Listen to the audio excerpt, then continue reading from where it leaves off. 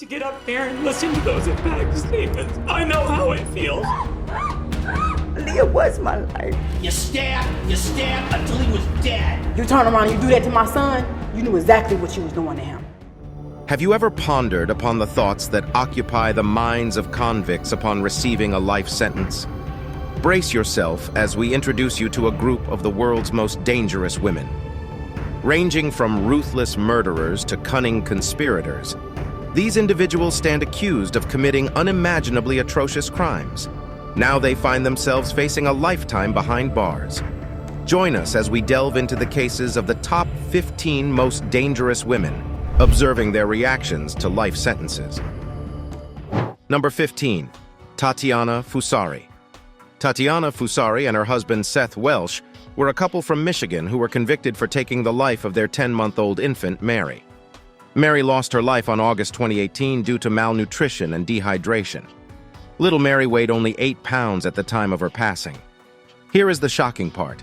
Tatiana and Seth knew their precious daughter was severely underweight, but instead of seeking medical help, they made the unthinkable decision to ignore the warning signs.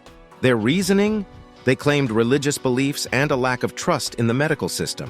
As if that wasn't enough, it was discovered that 2 of their 3 children had never even seen a licensed doctor until this tragic incident occurred.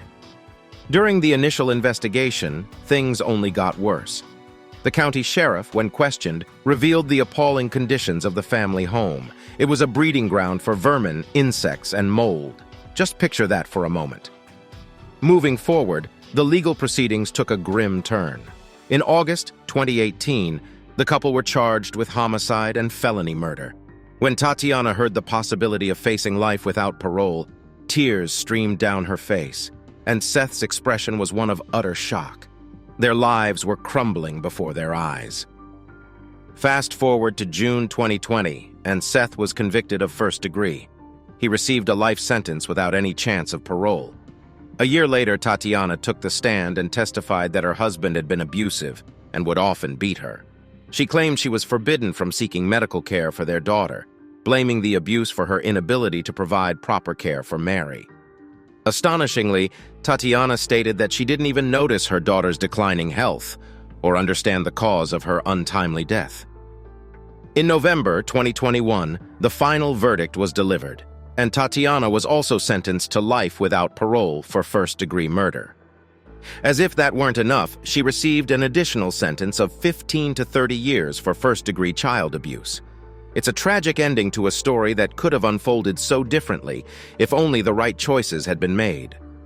Number 14, Mitchell Blair. Back in 2015, a chilling tale unfolded in the east side of Detroit. Mitchell Blair, a 35-year-old mother of 4, was facing tough times. She couldn't keep a job and relied on her relatives for financial help. However, when they urged her to find work and go back to school, the calls for assistance abruptly ceased. On the morning of March 24, 2015, an eviction notice was served to Mitchell, but she wasn't present at the time. As the crew from the 36th District Court entered the home to remove the furniture, they made a horrifying discovery that shook the entire community. Hidden away inside a white deep freezer in the living room, they found the frozen body of a teenage girl wrapped tightly in a large plastic bag. The shock deepened as the police uncovered the body of a young boy lying beneath his sister.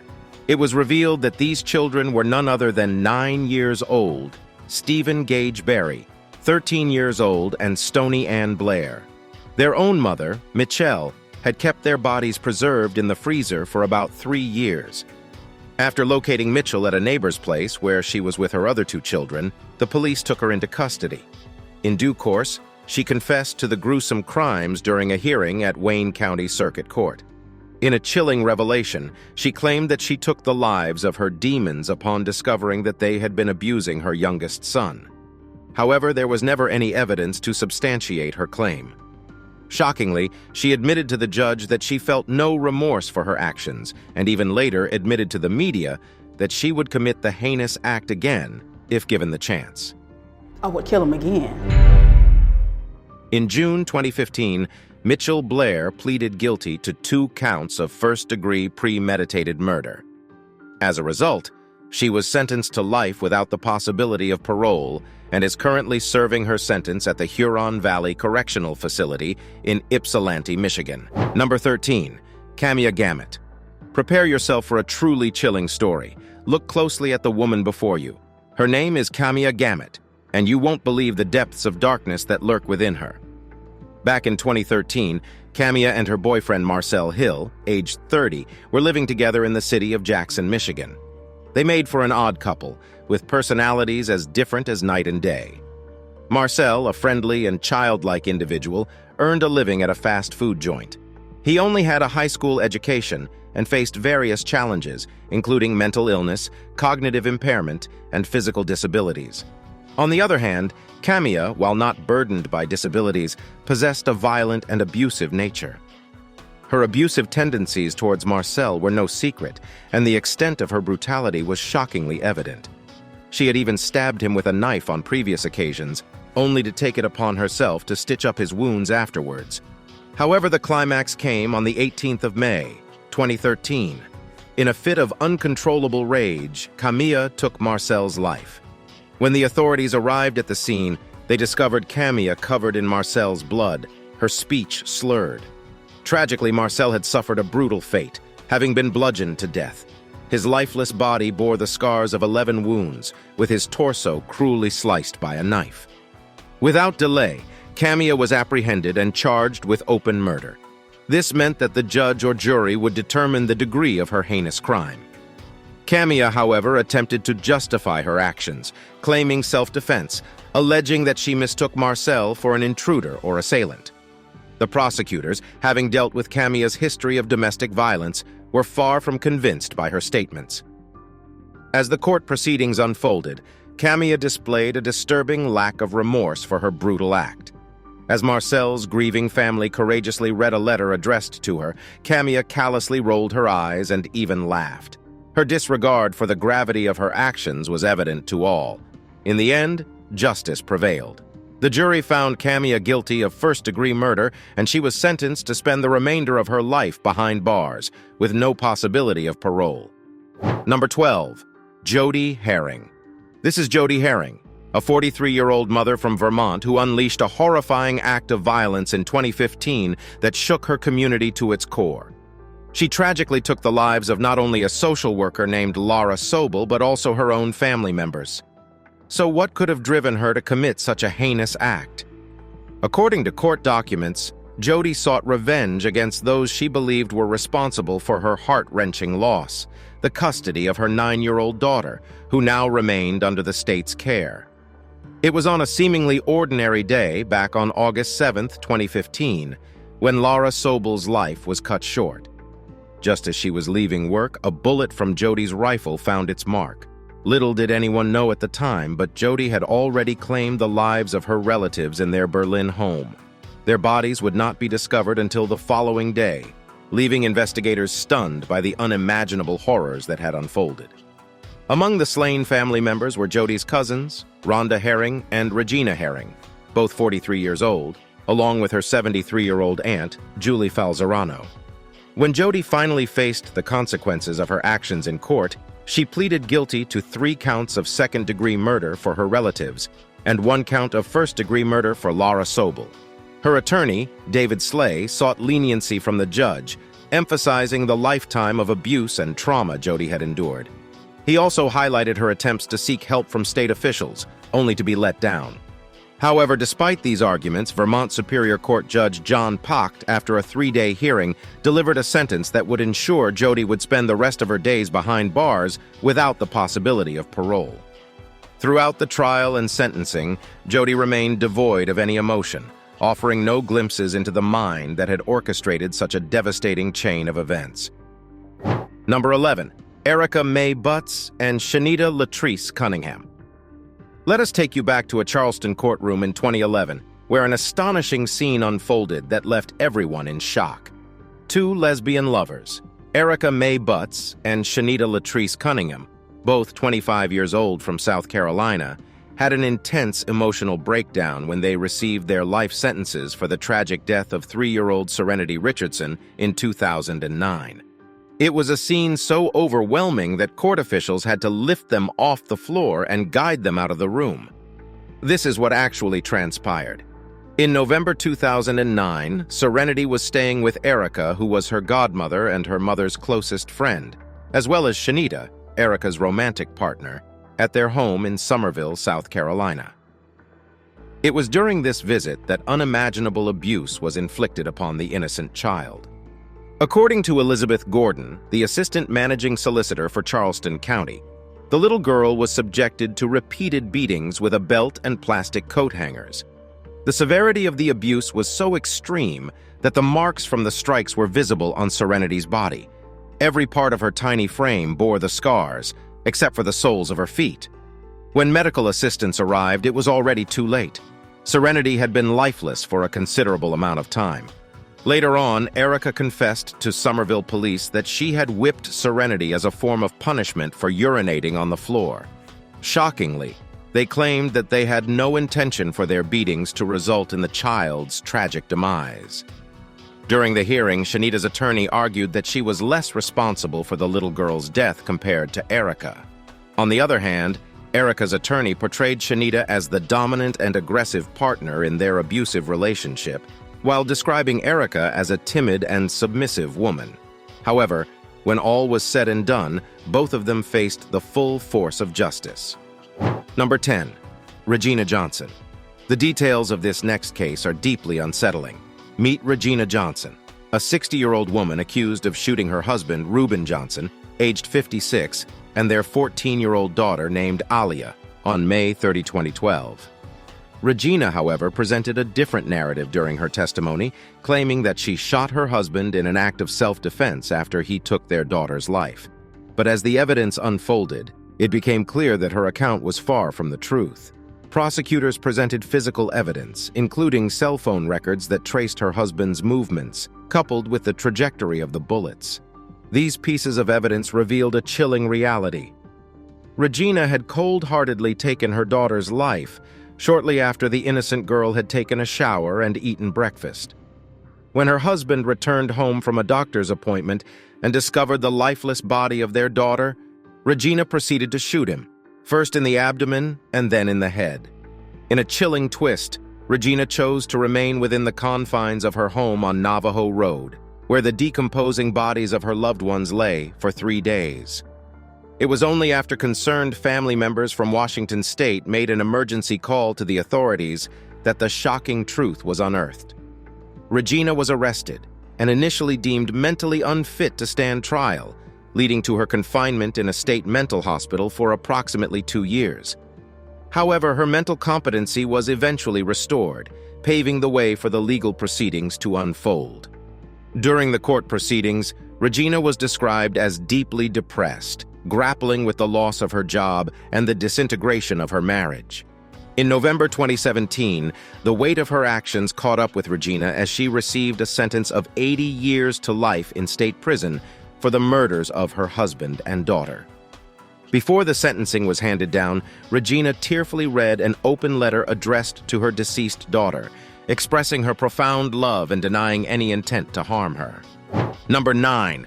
Sandra Lane.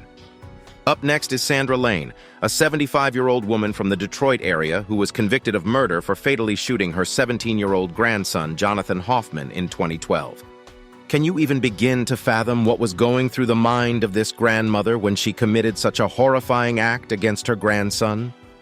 Well, as it happened, Jonathan was living with Lane during his final year of high school, while his divorced parents resided in Arizona. It's important to note that Jonathan had a history of drug use. Lane claimed that she shot him out of sheer desperation during a physical altercation, asserting that his drug use had made him unmanageable for an elderly woman like herself. However, the jury rejected her self-defense claim and instead convicted her of second-degree murder. Prosecutors highlighted a crucial piece of evidence, which was a recording of a 911 call in which Jonathan can be heard pleading for help while being shot again. This recording became a critical element during the jurors' deliberations, reinforcing the tragic reality of the situation. Moreover, there were no signs of Sandra being injured by Jonathan, further casting doubt on her justification for taking such a devastating and irreversible action. Even Judge Denise Langford Morris questioned Lane's actions, wondering why she didn't simply call the police if she felt helpless in that moment of distress. During the court proceedings, Lane's own daughter, Jennifer Hoffman, pleaded with Judge Denise, urging her not to show mercy. She described Lane as pure evil and as someone who would surely kill again if given the opportunity. In a somber scene, Lane, dressed in orange jail clothes, burdened by chains and handcuffs, tearfully expressed remorse for her actions. However, her words couldn't undo the irreversible damage she had inflicted upon her grandson and the devastating impact it had on their family. In the end, the court imposed a sentence of at least 22 years in prison for Lane. Number 8. Jodi Ann Arias. On June 4, 2008, 30-year-old Travis Victor Alexander, a hard-working salesman, was discovered dead in his own home. He was the victim of a brutal attack that left him with 27 stab wounds, a slit throat, and a gunshot wound to the head. This heinous act was undoubtedly a homicide, and the perpetrator turned out to be none other than Travis's ex-girlfriend, 28-year-old Jodi Ann Arias. Travis's friends had already voiced their concerns about Arias, sharing that he had confided in them about her stalking tendencies, which included accessing his Facebook account and slashing his car's tires. As the investigation unfolded, the police made a significant discovery in Travis's home: a damaged digital camera found in the washing machine. Deleted images recovered from the camera portrayed Arias and Travis engaging in suggestive poses just hours before his death. The final photo taken of Travis alive depicted him in the shower at 5:29 p.m. that day. Moments later, horrifying images captured someone believed to be Travis lying on the bathroom floor. The investigation revealed a bloody print on the wall containing DNA from both Arias and Travis. On July 9, 2008, Arias faced an indictment by a grand jury in Maricopa County, Arizona, charging her with first-degree murder. 6 days later, she was arrested at her residence and subsequently extradited to Arizona. 2 years following her arrest, Arias claimed that she had taken Travis's life in self-defense, alleging domestic violence. However, the court saw through Arias's claims, and on May 8, 2013, she was found guilty of first-degree murder. The sentence handed down was a lifetime behind bars without the possibility of parole. Arias, stunned and disbelieving, reacted with shock as she absorbed the weight of her fate. Number 7. Shayna Hubbers. Next on the list is another chilling tale of obsessive love that turned deadly. It all started on October 12, 2012 in Kentucky, when 21-year-old Shayna Hubbers made a decision that would forever change her life and that of her 29-year-old boyfriend, Ryan Poston. Claiming self-defense, Shayna shot Ryan 6 times. But how did their relationship reach such a horrific point? Let's rewind to March 2011 and unravel the story. It began innocently enough on Facebook when Shayna received a friend request from a handsome stranger named Ryan Poston. The connection quickly blossomed, and before long they became a couple. However, things took a dark turn as Shayna's infatuation with Ryan grew into an unhealthy obsession. While Ryan's friends claimed he had lost interest in her early on, Shayna bombarded him with countless text messages, showed up uninvited at his condo, and even compared herself to his ex-girlfriend, seeking validation. Conflicting accounts emerged regarding their relationship dynamics. Some painted Ryan as an abusive and controlling partner, hurling hurtful remarks about Shayna's appearance and weight. However, what remains undisputed is the tragic event that unfolded: Shayna fatally shooting Ryan 6 times in his Kentucky apartment. From the start, investigators found Shayna's behavior perplexing. She waited an unusual amount of time, around 10-15 minutes, to call 911 after the shooting. Furthermore, during police interrogation, Shayna exhibited erratic behavior, singing Amazing Grace, dancing, contemplating whether anyone would marry her if they knew about the boyfriend whose life she had taken in self-defense, and confessing, "I killed him. I killed him." Charged with Ryan Poston's murder, Shayna Hubbers faced trial in 2015. The jury wasted no time in delivering a guilty verdict, and the judge sentenced her to 40 years behind bars. However, the story didn't end there. The following year, Shayna sought a retrial based on the revelation that one of the jurors had a criminal record.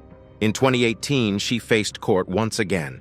Yet, history repeated itself, as the second trial ended with the same outcome. Shayna was found guilty of Ryan's murder, this time resulting in a life sentence. The weight of the verdict bore down on her, and she couldn't contain her emotions. Leaning over in her chair, she wept inconsolably, seeking solace in the comforting presence of her attorney. Number 6. Diana Lovejoy. Meet Diana Lovejoy, a woman whose life took a dark turn in 2016 when she found herself in the spotlight for attempting to murder her ex-husband, Greg Mulvihill. But how did things spiral out of control like this?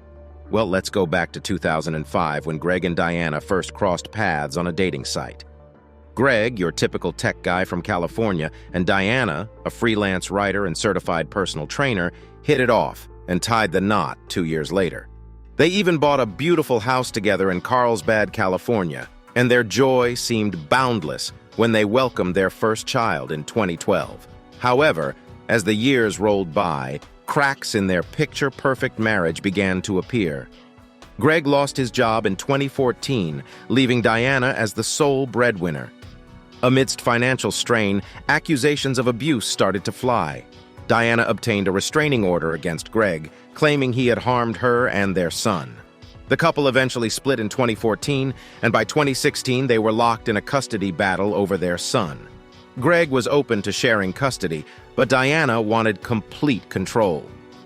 The courtroom drama continued until June 2016, when an agreement was finally reached. The court found no evidence of abuse and granted joint custody to Greg. On top of that, Diana was ordered to pay Greg a significant sum of $120,000 as his share of their family home. Unhappy with this outcome, Diana hatched a plan to eliminate Greg from her life. She began firearms training and developed a close relationship with Weldon McDavid, her gun instructor, and a former Marine sniper. Together, they conspired to carry out the assassination. One fateful night, Greg received a mysterious call offering dirt on his ex-wife that could help in their divorce proceedings.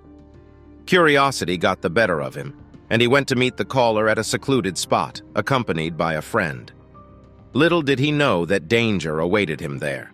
Shots rang out, and Greg was struck once but miraculously survived after emergency surgery.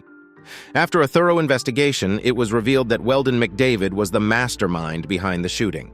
Diana had paid him $2,000 to carry out the act. Both Diana and McDavid were arrested and charged with attempted murder and conspiracy to commit murder.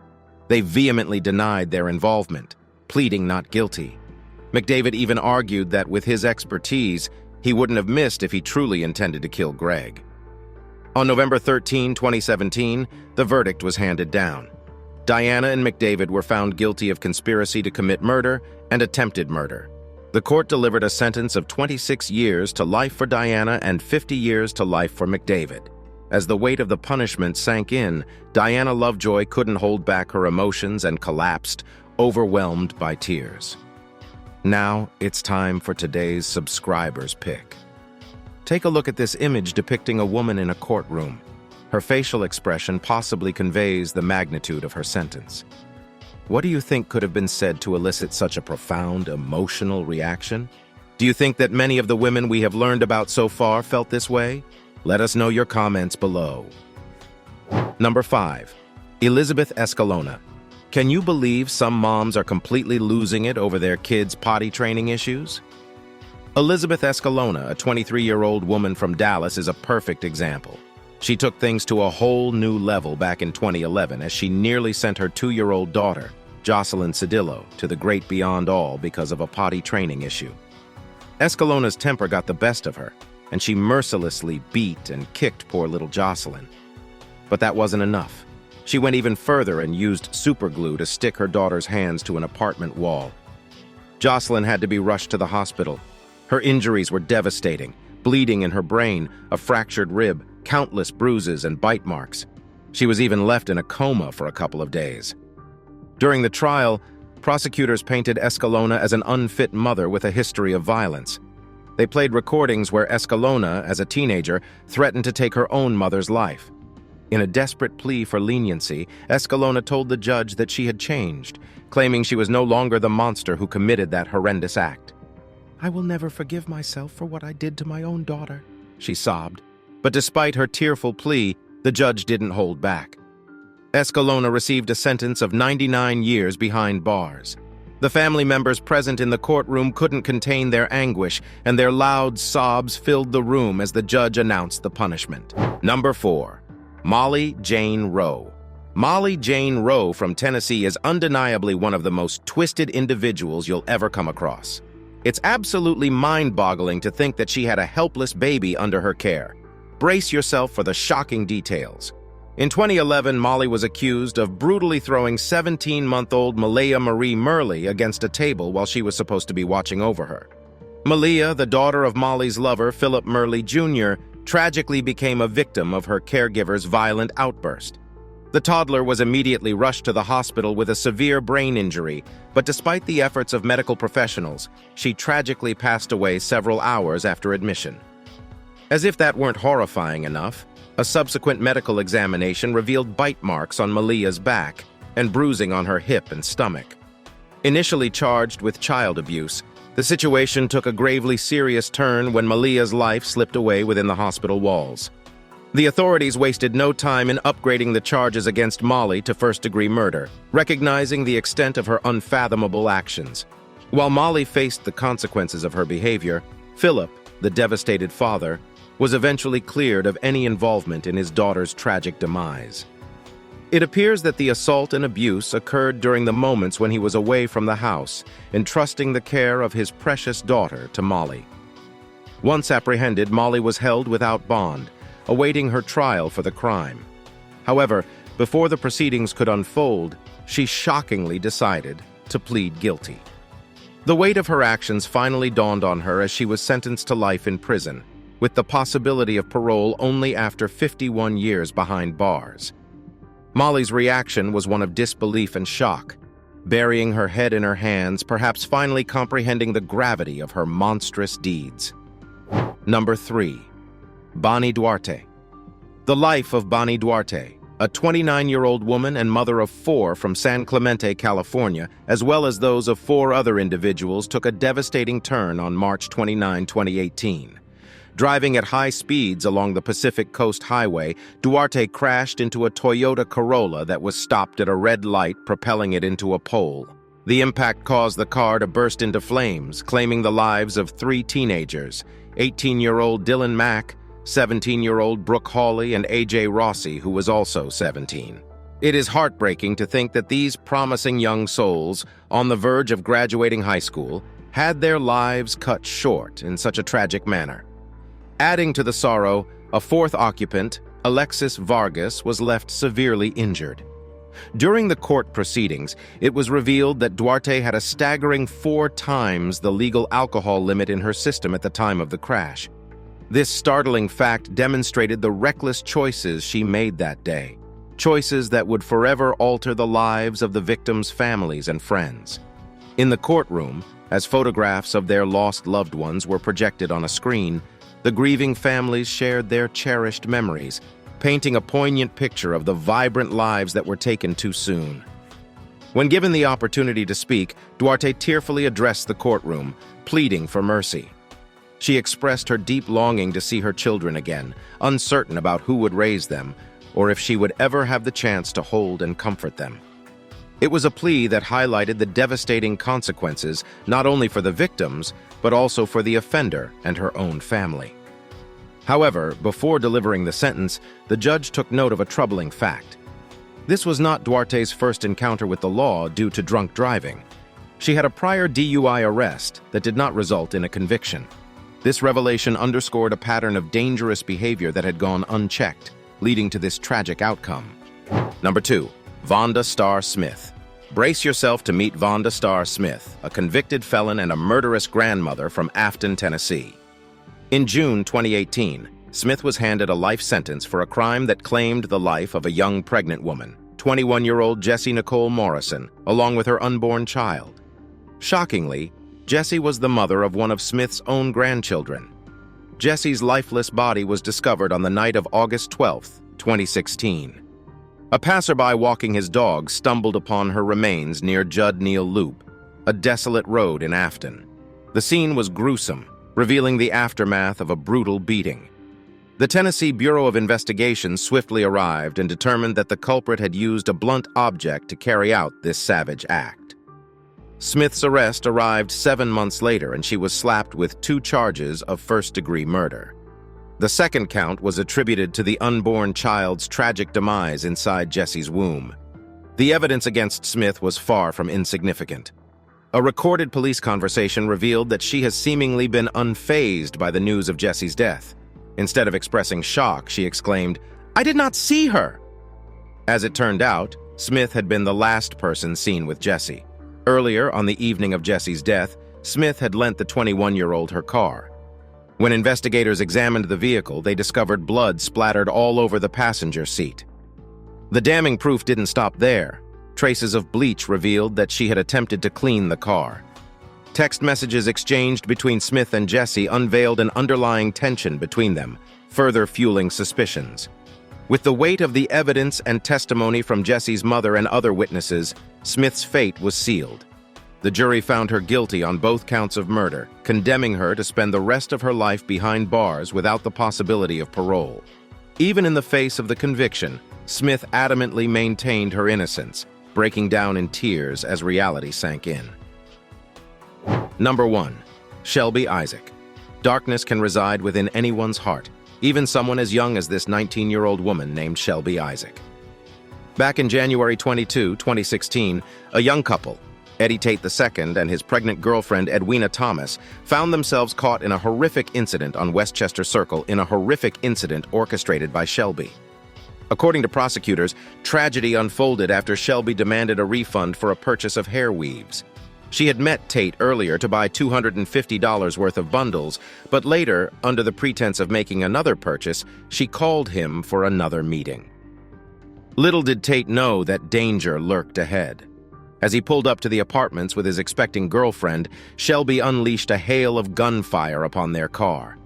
A witness even spotted her later, clutching a wad of cash while blood stained her clothes. Shelby faced the weight of the law as she was charged with first-degree murder. In the end, she was found guilty on multiple counts, including second-degree murder for Tate, reckless homicide for Thomas, and criminally negligent homicide for the unborn baby.